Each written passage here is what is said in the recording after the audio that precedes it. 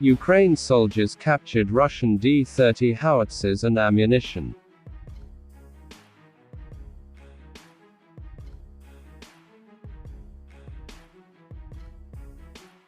The Russian army has managed to lose yet another 9 A330 Tor-SAM system. Russian mod showing KA-52 helicopters attacking Ukrainian positions.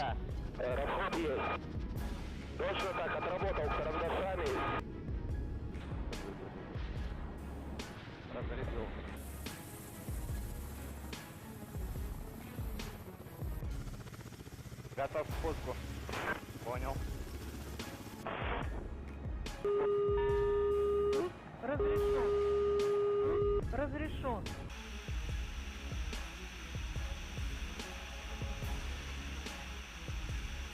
Вот машина впереди стоит.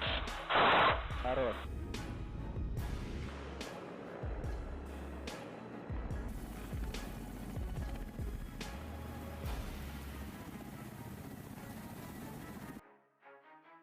Please like, share and subscribe our channel for the latest updates.